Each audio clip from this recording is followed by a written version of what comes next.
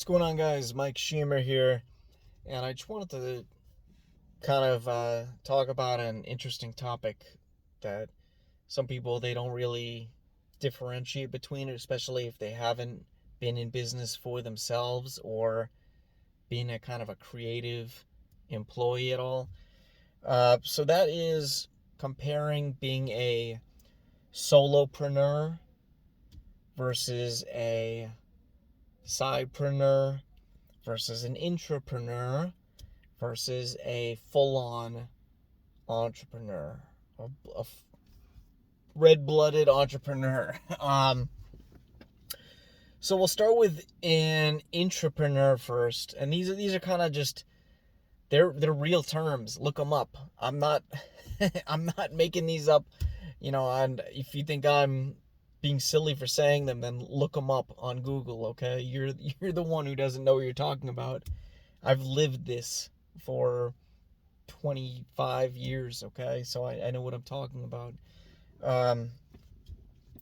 Intrapreneur is being an entrepreneur as an insider in a company. So as an employee or as a consultant or as an independent contract, like within a company. So you're there a lot. You are a regular person in the business. But within your role in that company, you are kind of an innovator. You're kind of an entrepreneur within that company you work for, to try to kind of work outside the box, think outside the box a little bit, trying to come up with new solutions that can help the company. But you're still on you're still getting an hourly wage or a contract or a salary or something like that. So that's kind of the lowest risk in a lot of ways. It still has risk, but that's kind of the lowest risk micro version of being an entrepreneur, because you're not out there on your own. You might be taking a few risks, but you're working within guidelines, and you could still get fired, you could get demoted, whatever. But you're not a real entrepreneur.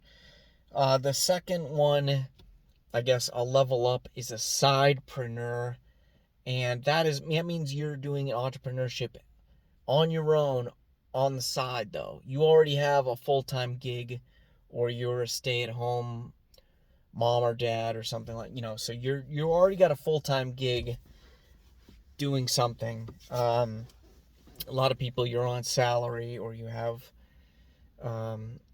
you're an independent you're already doing a full-time job in one way or another, or you're doing multiple part-time jobs, and then you're adding an entrepreneurial pursuit on top of that. So this definitely can take some risk. It can take some investment capital. It really depends what you're doing. A lot of people do a service business on the side, and that's not too bad, because there's usually very little financial risk. There's very little investment capital you have to put into it. Maybe you need insurance, maybe you need some tools, maybe you need some equipment. Not a lot you have to really worry about. If you're doing kind of an e-commerce thing, hopefully it's more of a fulfillment or a print-on-demand type thing, or an e-commerce store, or a direct selling opportunity where you don't have to stock up on inventory. Some people do, and maybe you'll earn higher margins that way, but you take the risk of having to stock up on that extra on those extra products. So service is sometimes a better option for frugal or new entrepreneurs. You don't want to be stuck with too much inventory. You do not want to be dealing with that issue, and then that's the way a lot of people, they go under, and then all of a sudden their sidepreneur business, boom, it's gone, or it ends up costing you money, on top of time and stress. So I wouldn't recommend it. So the next step up to me is being the solopreneur. And this can be, this is a full-fledged entrepreneur too, but you're working on your own 100%. You don't have any employees. You don't have any business partners. Maybe you're a freelancer. You could be like a full-time freelancer. I'm talking about full-time entrepreneur by yourself.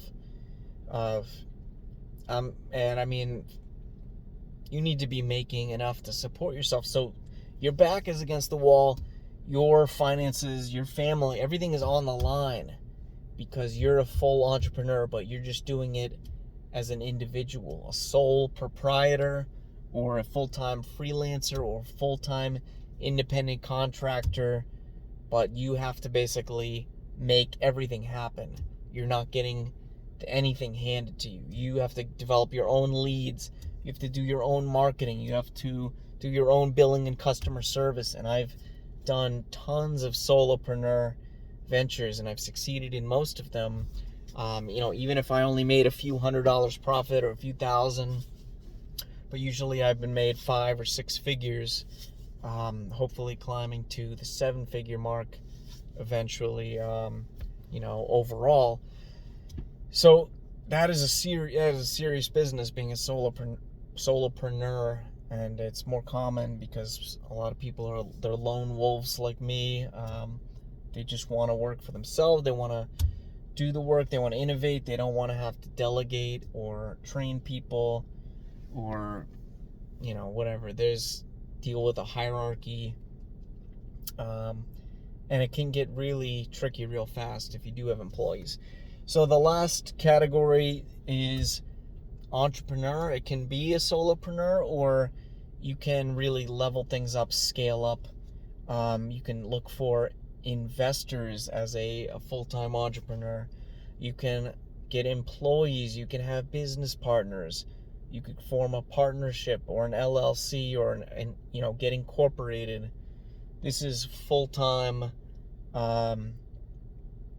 as serious as possible type things. It might be capital intensive, so you might have to put in a lot of your money, or take out business loans, or take out high interest personal loans, max out your credit card, whatever it takes. This is like, you want to build the next Apple or Microsoft. You're in your garage. You're trying to go on Shark Tank. You're looking for people who support your dream, and this is serious. This is much riskier oftentimes than being a solopreneur or as an intrapreneur, sidepreneur. This is the big leagues, and I've mostly been a solopreneur to minimize costs, to minimize risk, to maximize my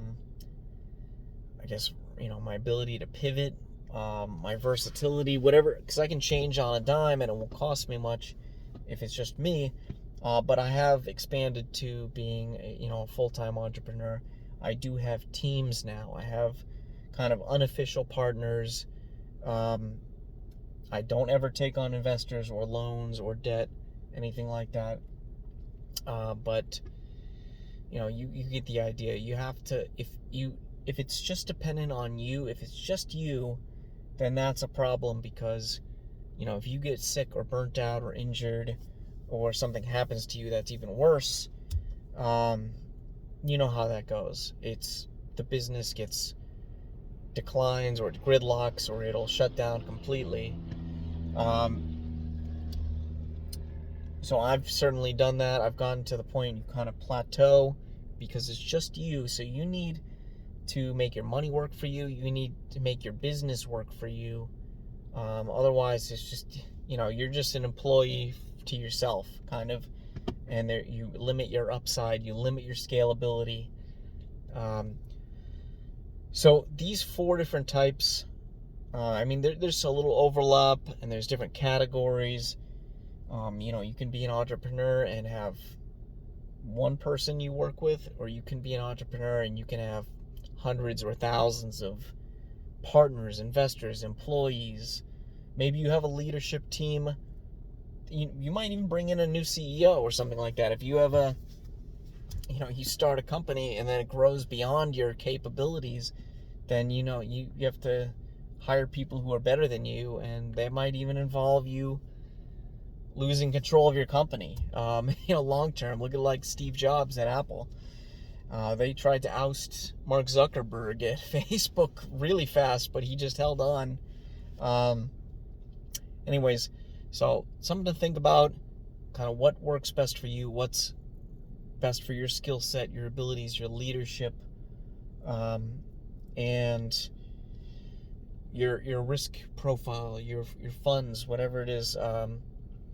You have to decide what's right for you. So thanks for watching, guys. Please like and comment and check out my links below.